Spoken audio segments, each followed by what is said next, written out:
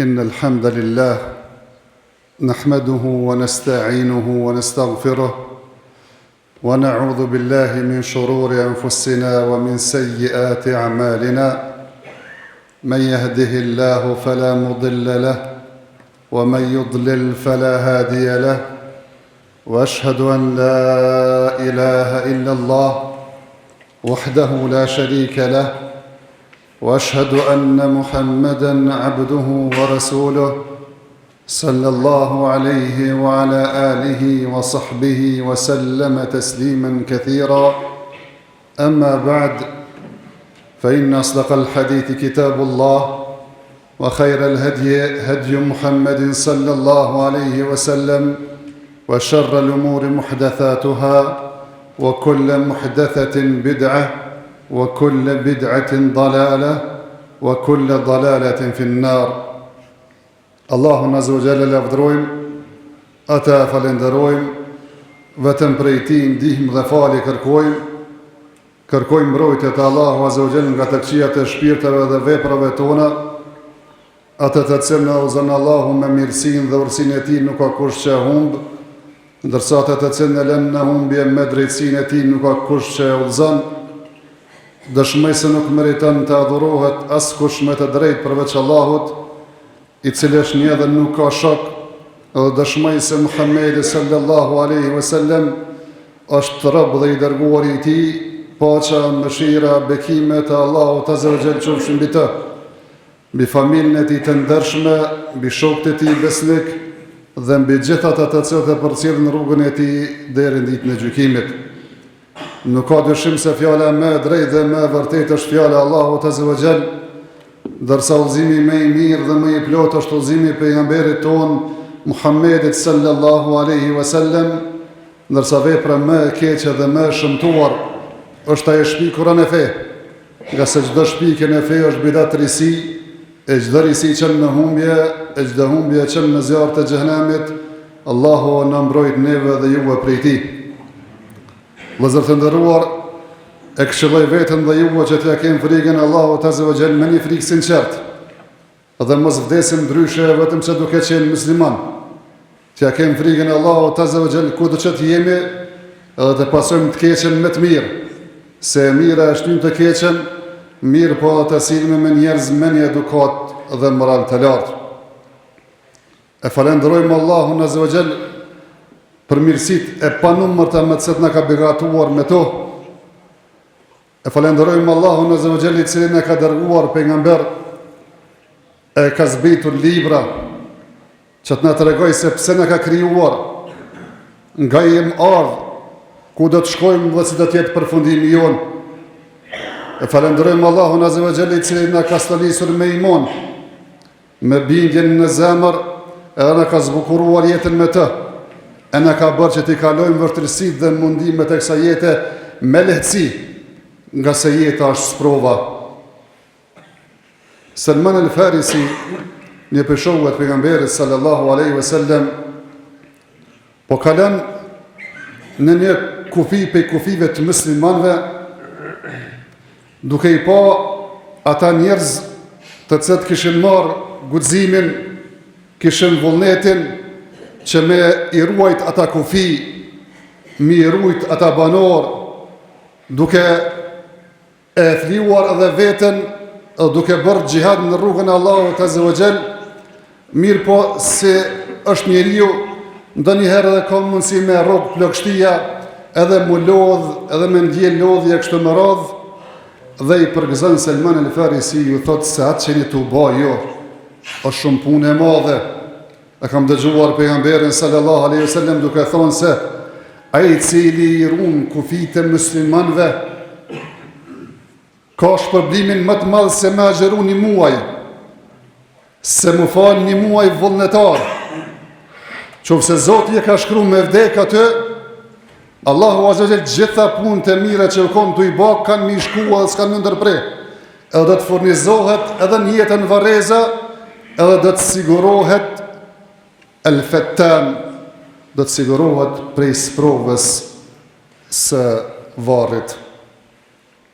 Pra, sa punë e madhe është njeriu me shku me luftu në rrugën Allahut Azza wa Jalla me vdek shahid, e mirujt kufit e muslimanve, nga se realisht pejgamberi sallallahu alaihi wasallam kur është pyet se pse shahidi shpëton për kësaj sprovës natës vorrit, thot pejgamberi sallallahu alaihi wasallam, i mjaftojnë ato shkëndijat e shpatës të cilat kanë kaluar mbi kokën e tij, që me kanë sprovë për të, që nuk ka nevojë nga se ka dhënë provimin këtë dunjë, që nesër në ditën e gjykimit apo nesër në jetën e varreve më u sprovu edhe më u pyet. Mirë, po çka është fjala vëllezër të nderuar për këtë sprovë? Për çka po flasëm? Qysh mu sprovu? Ku mu sprovu? Pejgamberi sallallahu alaihi wasallam na ka informuar vëllezër të nderuar se çdo njeri do të sprovohet në jetën varreza. Në jetën varreza do të ketë edhe begati, mirë po runa Zot edhe dënim. E këto dy çështje janë të ndara. Sprova është diçka tjetër, e dënimi apo shpërblimi është diçka tjetër, mirë po të gjitha ndodhen në jetën varreza para se më ardh Kiameti dhe para se më ringjall njerëzit me dhënë llogari edhe me pa përfundimin e tyre në xhenet, aruna Zot në xhenem. E çka sprova? Kush e bën këtë punë? Çka pyetëm në këtë sprovë? Në ka informuar pejgamberi sallallahu alaihi wasallam në detaje për këtë çështje. Në ka thonë se ata të cilët e marrin këtë përgjegjësi me pyet robën e tij kur vendoset në varr, janë dy melaçe. El Munkar wa Nakir. E ka përshkruar pejgamberi sallallahu alaihi wasallam pamjen e tyre të trisht, të errët, që më tregu se realisht nuk është çështje e lehtë. Pra të kemi dëgjuar për errësinë e varrit, errësinë e natës e varrit, se realisht nuk është çështje e lehtë. Jo pse ka ende argument se është errësira ashtu siç po asene, mirë po këto melaçe, të cilat i ka përshkruar pejgamberi sallallahu alaihi wasallam që kanë më marrë pyetje, fytyra e tyre tregon se janë të errta, janë të zeza për atë të cilë realisht e meriton me pas një trishtim. Mirë po besimtari me lejen e Allahut Azza wa Jall nuk e ndjen trishtimin as këtyre melaçeve, as natës së vorrit, as të errësirës së vorrit. Nga se kur vjen të besimtari, e do të pyetet për 3 pyetje. Kush është Zoti yt? Besimtari do të thotë, Zoti im është Allahu. Cila është feja jote? Feja ime është Islami. Kush është pejgamberi yt? Pejgamberi im është Muhamedi sallallahu alaihi wasallam. Pra këto 3 pyetje, çdo kush komu u pyet për to, përveç ata që të përjashtohen. Ata janë të pakt, se cili prej neve ku mu pyet për to 3 pyetje. Kush është Zoti jot? Kanë ke besu? Kanë ke adhuru? Për kanë ke jetu? Si ke jetu? Çfarë platformës ju ke përmbajt? Cilës fe do më thonë e ke përqafu? Cilë pejgamber e ke pas shembull? Këto 3 pyetje mos mendon askush që nuk do të përgjigjet për to. E nuk do të jepet, nuk do të merren pyetje për to. E qofse e besimtar, thash e thot me bindje të plot këtë përgjigje, se Zoti im është Allahu, Islami është feja ime, ndërsa Muhamedi sallallahu alaihi wasallam është pejgamberi im. E nuk do të mjaftohet me kaq, do të pyetet se nga e ditët e këtë çështje. Do thot e kam lexuar librin tënd o Zot, librin e Allahut dhe e kam kuptuar. Ka ardhur pejgamberi sallallahu alaihi wasallam me argumente dhe i kam besuar. Pra thjesht nuk ka qenë vetëm një bindje e dyshimt, një bindje e rastit, mirë po një bindje cila ka zënë vend zemrën e tina, që ne ka dëshmuar me gjuhën e tina, që ne ka vërtetuar me gjymtyrët e tina, se nuk ka zot tjetër përveç Allahut Azza wa Jall, i cili ne ka kriju, na furnizon, na mbikëqyr, i cili vetëm i meriton të adhurohet. Kemi besuar në këtë fe, e kemi marrë për platformë jetës tonë, duke mos zgjedhur çka të na pëlqen, me marr e çka tjetra me refuzu. Mirë pa kemi pranuar komplet ashtu siç ka ardhur dhe kemi besuar të gjithë pejgamberët. Prej të parit deri te i fundit të vula pejgamberëve. Muhammedit sallallahu alaihi wasallam dhe kemi marrë si shembull dhe rnek të jetës tonë. E do të na vjen konfirmime me prej melaqeve se dë vërtetën e keni thënë, me bindje keni jetuar, me bindje keni vdekur, me bindje do të ringjallni dhe Allahu azza wa jall do t'ju shpërblen. Mirë por unë, Zot, me qenë pej tjerve, edhe me të bë këto pyetje, kush është Zoti jot? E me thonë, la adri, nuk e di. Cila është feja jote? Nuk e di. Cila është pejgamberi jot? Nuk e di. Se ka ditë, se ka ditë në këtë dunja, s'ka besuar në Allahun azza wa jall në këtë dunja, s'ka dash mjavnu veshin kur kësaj çështje, as besimit në Allahun azza wa jall, as fesë islame, duke menduar se është i përjetshëm këtë botë, se nuk do të vjen kjo ditë kur do të del prej kësaj bote e do të vendoset në varr i vetëm, pa askënd, as familje, as pasuri, e do të jetë vetëm ai me ato dy melaçe dhe do të pyetet për këto pyetje. Nuk ka besuar këtë çështje.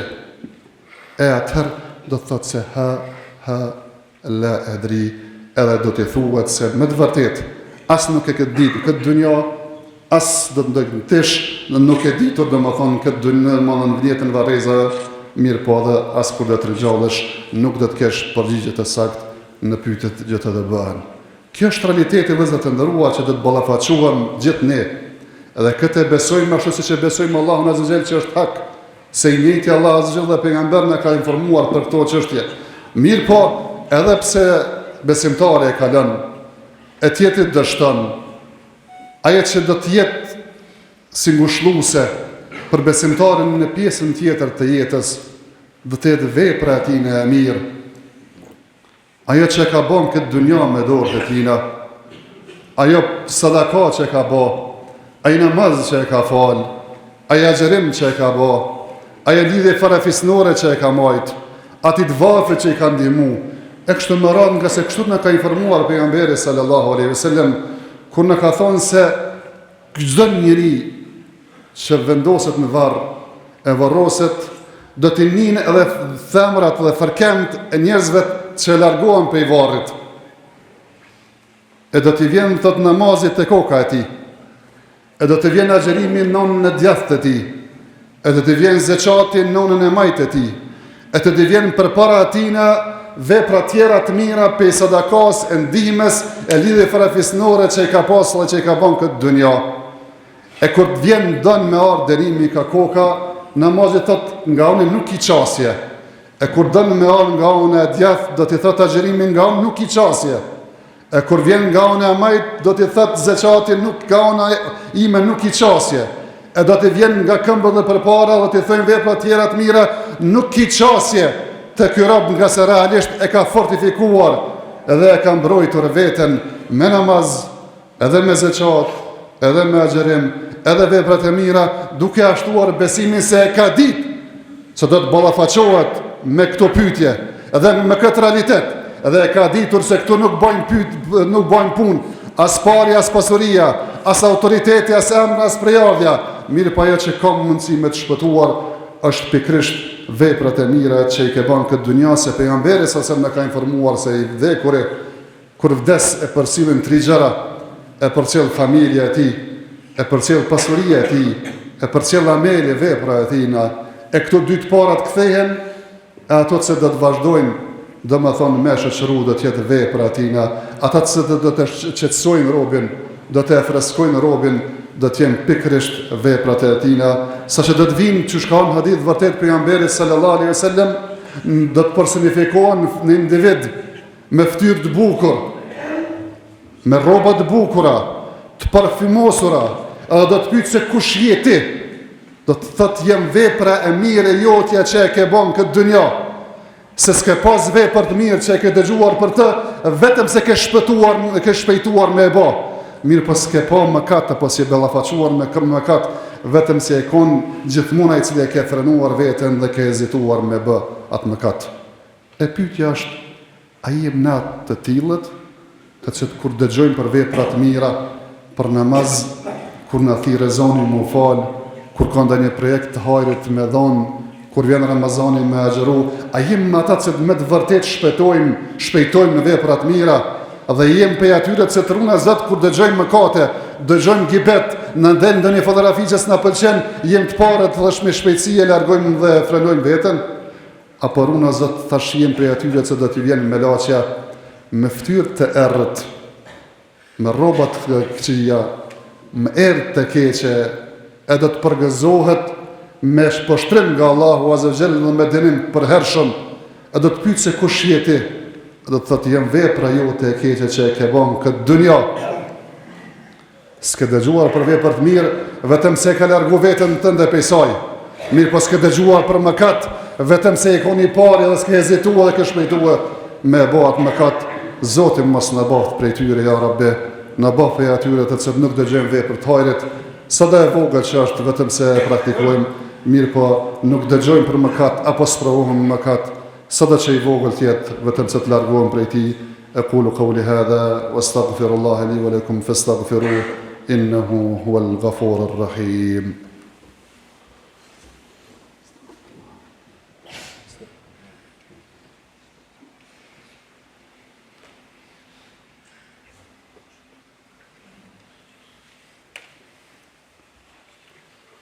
الحمد لله على إحسانه والشكر له على توفيقه وامتنانه وأشهد أن لا إله إلا الله وحده لا شريك له تعظيما لشأنه وأشهد أن محمدا عبده ورسوله الداعي إلى رضوانه صلوات ربي وسلامه عليه وعلى آله وصحبه وإخوانه.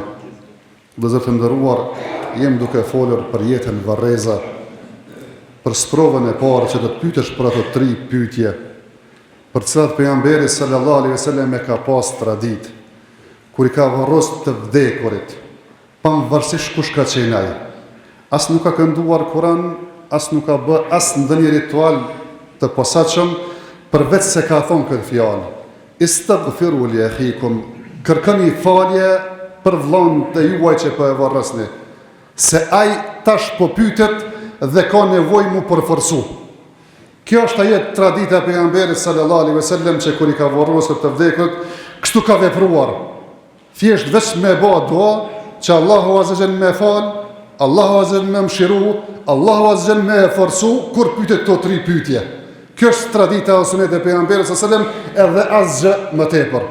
Njëherë ka ndodhur, ka ardhur domethënë te varri, e ka po që akoma nuk është varros o kry varri mirë që duhet, ai ka thonë plotësone grynë edhe më mirë, edhe unal e ka shfrytzuar rastin derisa ata kanë përfunduar gropimin e atij varri, edhe ka treguar domethënë prej fillimit çysh vjen me laçe me ta marrë jetë domon shpirtin e derisa të kthehesh domethënë në varreza e jetën në varreza.